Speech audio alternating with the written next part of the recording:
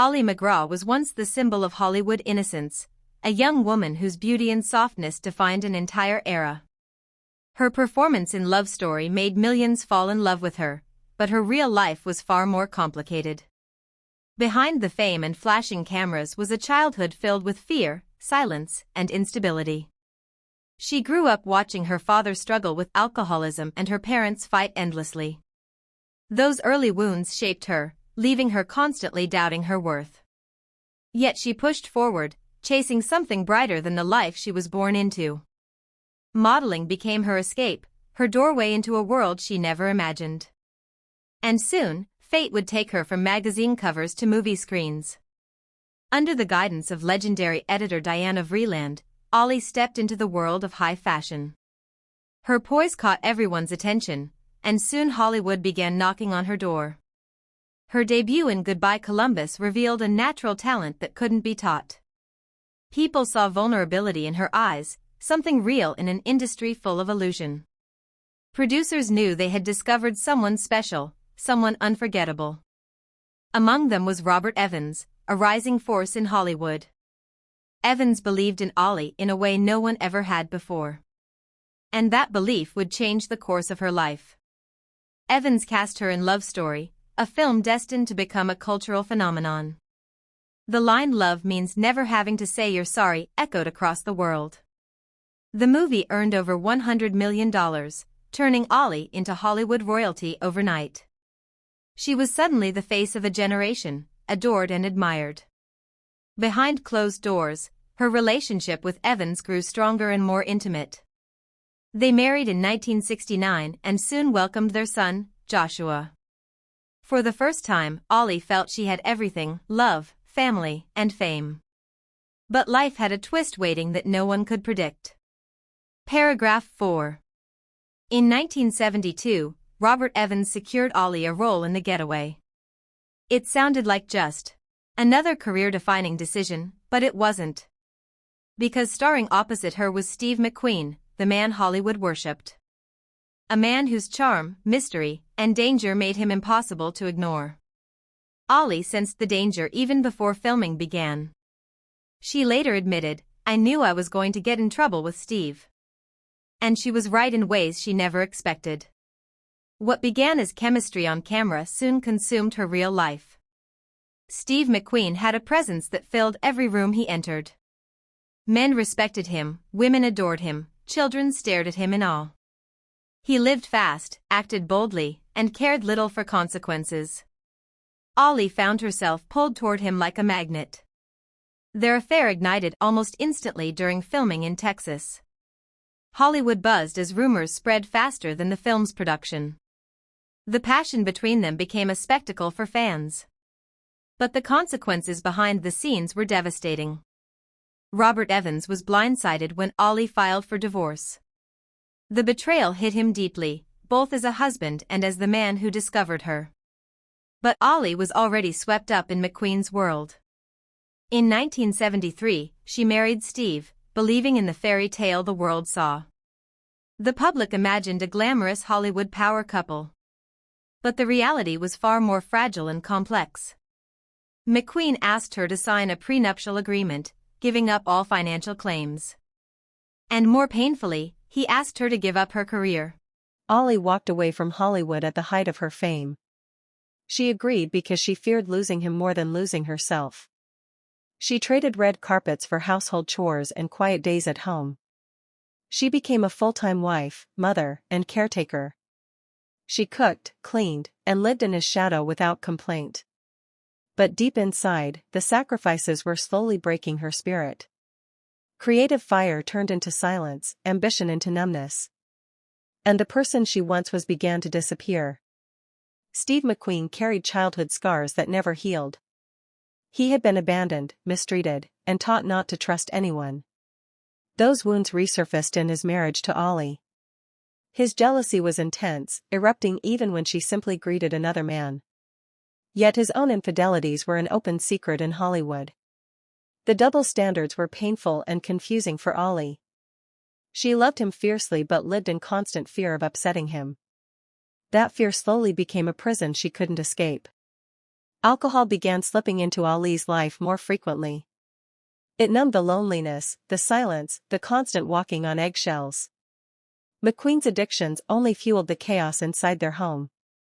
Nights of drinking and drugs became normal. Arguments turned into cold stares and long disappearances. The man she married was slowly slipping away. She tried to hold on to hope, but hope kept hurting her. The fairy tale had become a slow heartbreak. By 1976, their marriage was falling apart piece by piece. McQueen was still Hollywood's tough guy on screen, but broken at home.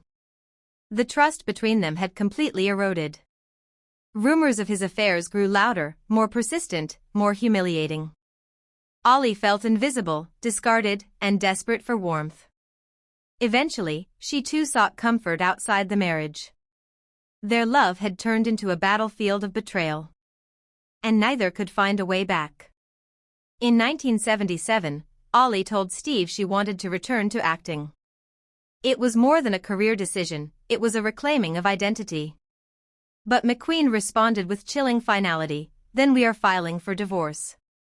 Those words shattered the last pieces of her hope. For years, she had sacrificed everything to keep him. But he was willing to let her go the moment she chose herself. She signed on to the film Convoy, sealing the end of their marriage.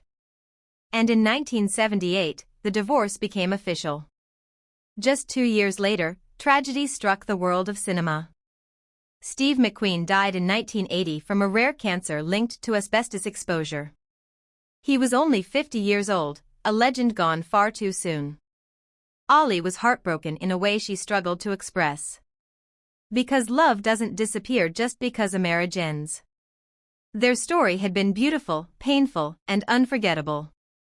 She later said, "I wish we had both grown old sober." A dream neither of them lived long enough to reach. After Steve's death, Ali was left with complicated grief. She mourned not only the man she loved but the life they never healed. Alcohol tightened its grip on her as she tried to navigate the pain. Hollywood, once her home, now felt cold and distant. She appeared in Convoy and later in Dynasty, but the spark was gone. Casting directors saw her as difficult or outdated. Her career had faded, and so had her confidence. She found herself searching for meaning beyond fame. By the early 1990s, Ali hit her breaking point. Alcohol had become a chain around her life, her decisions, her emotions. She checked herself into the Betty Ford Center. There, she confronted the trauma she had buried for decades. The childhood pain, the marriages, the heartbreak, the lost self-worth. For the first time in years, she breathed without fear. Recovery didn't happen overnight, but she fought for it fiercely. And that fight saved her life. In 1991, her memoir Moving Pictures shocked the world. It was raw, honest, and painfully brave. She shared her struggles with addiction, love, abandonment, and fame. Readers felt her vulnerability on every page. The book became a bestseller because it felt human and true. Ali was no longer just a glamorous actress, she was a survivor. Her voice, once silenced, finally became her power. And people saw her in a new light. In 1994, she left Hollywood for Santa Fe, New Mexico. There, she found peace in quiet mornings and wide-open skies. She built a life focused on healing rather than performing. Yoga became her daily ritual, grounding her mind and spirit. She painted, gardened, and surrounded herself with animals. The chaos of her past slowly faded into lessons. Santa Fe became her sanctuary, her rebirth. A place where she rediscovered who she truly was. Ali chose never to remarry, and she never regretted it. Her friendships became the deep relationships she relied on. In 2016, she reunited with Ryan O'Neal for Love Letters. The chemistry that made them famous was still alive on stage. But for Ali, it was simply old friends connecting again. She had no desire for the spotlight anymore. She loved the simplicity of her new life. And she protected it fiercely. She also poured her creativity into new passions. Partnering with the IBU movement, she helped empower women globally. She supported artisans from around the world, giving them a platform. It was work that aligned with who she had become. No longer seeking fame, but purpose. No longer losing herself for anyone. Her independence became her greatest achievement. And her life finally felt like her own. At 85, Ollie McGraw speaks openly about love and pain. She never hides the truth of what she lived through. She remembers Steve with both affection and honesty. "There were wonderful days and dreadful days," she once said. She refuses to call herself a victim. Instead, she calls herself lucky to have survived, learned, grown.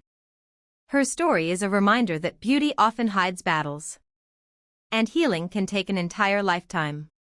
Ollie McGraw is more than the girl from Love Story. She is a woman who found courage in vulnerability and strength in truth. She walked through fame, heartbreak, addiction, and loss. And still emerged with grace, dignity, and wisdom.